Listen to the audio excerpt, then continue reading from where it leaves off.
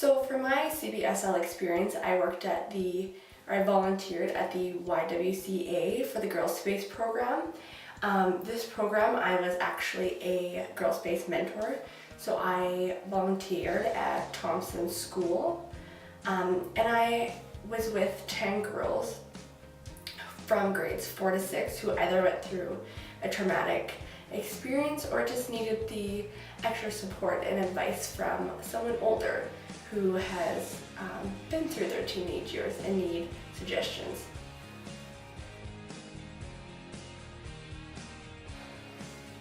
Some of the things that I learned throughout my CBSL experience was that younger girls are starting to have more self-esteem issues, more issues with girls being mean to one another.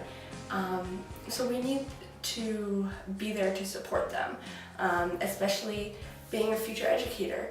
I need to be a great role model for the girls and help them and support them and build those relationships with them, because throughout the volunteer experience that I did, I got to teach girls and help the girls to build their self-esteem, to know what a healthy relationship is, and to know themselves even throughout their experience as growing up as a teenager and growing up into adulthood, knowing which is healthy and what isn't healthy, and also how they can get through some unhealthy relationships or even experiences throughout their adulthood.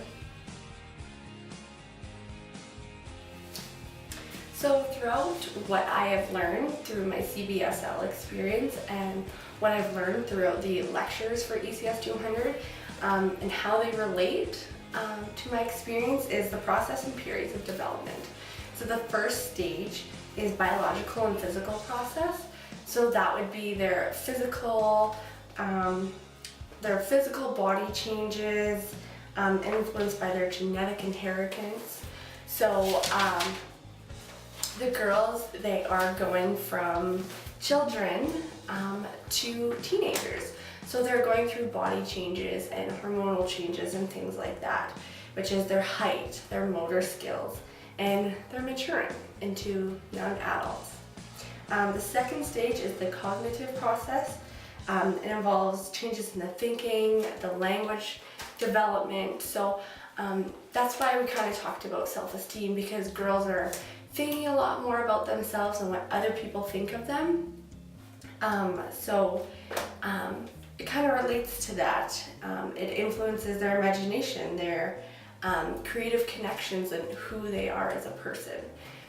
And the third one is socio-emotional process, changes in relationships with other people, changes in emotions and personality. So that's really influenced by their peers, their family, and also family, parents, siblings, their peers, and especially their friends make a huge impact on who they are and how they think of themselves. So with this program, it really makes you think of what a really healthy relationship is and what isn't a good, healthy friendship. Even your relationship with your family and friends, it identifies who you are and how you think of yourself. So knowing what a healthy relationship is helps for a better, healthy identity of who you are and how you think of oneself, of how one thinks of themselves. So helping the girls with that and helping them know how to handle a difficult situation was a really important impact on their lives and also ours, because I myself have been through it. I've been through a terrible relationship, so I got to share my experiences and how to deal with them in certain situations.